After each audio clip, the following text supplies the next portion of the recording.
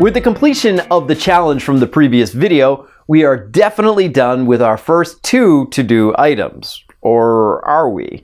Well, technically yes, but if you look in the right corner of the layout window, where the toolbar buttons are, you'll notice a yellow triangle with an exclamation mark. That generally indicates an issue with your layout. Clicking on it, you'll see a bunch of messages warning you about hard-coded text. The reason for this issue comes to localization. All your titles are in English, but that doesn't mean that your app will just support English. If your app becomes a worldwide success, you might want to translate the user interface to other languages so that it can be used by a wider user base. Of course, you can say that, I don't care about localization at this point, and I'll take care of it later. But Android Studio makes you think about these things from the outset. And the reason for this is that it's easier to provide support for translating your UI to different languages from the outset versus going through your project and finding all the places where you need to translate. This is where Android string resources come in. In Android, you can set up resources for values which are often used, like specific colors, or values which need to be dynamically changed at runtime, such as text titles. You might remember the resources folder from the project structure from an earlier video. These translations are stored in a file called Strings.xml. This file stores all the strings used in the app, so that all the strings used in the app are gathered in one central place. This means if the same string is used in multiple places, for example, common titles such as OK or cancel, then there is only one copy of the string for all those instances. A title change requires only one change in the Strings.xml file. To provide actual translations, all you need to do is copy Strings.xml and translate everything in the copy to the second language to be sure that all the text used in the app has been translated to support this new language. So the big question is, how can you use Strings.xml in your layout? Well, Android Studio takes all the resources from the resource folder and adds them to what is known as an R file and uses that as a list of constants. Now, don't worry too much about the R file yet. You'll see it in action soon enough.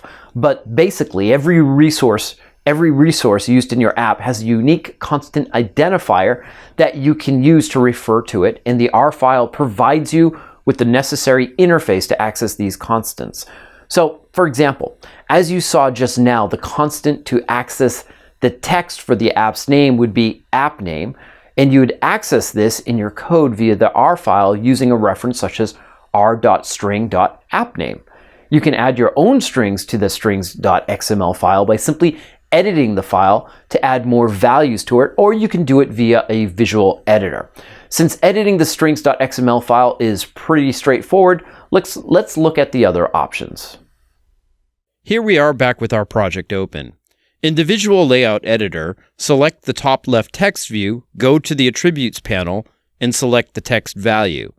I'm going to copy this by pressing Command-C. Now click the ellipses button next to the text box to open the Resources Editor.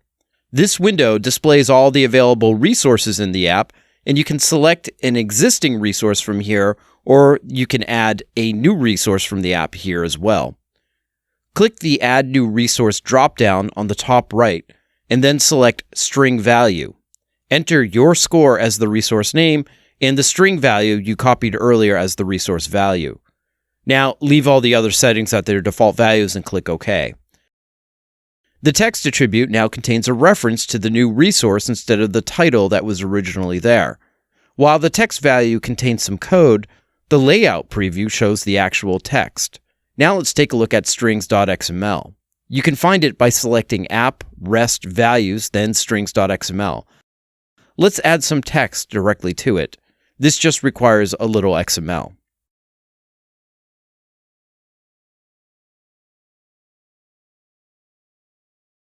Now let's go back to the visual editor. Select the top right text view, go to the Attributes panel, and then select the ellipses next to the text value attribute. You'll see that our new string has been added. Finally, select the new string value that you added from the list. You can use either method, adding strings directly to Strings.xml and then selecting them via the editor, or adding the strings directly via the visual editor. It's all up to you.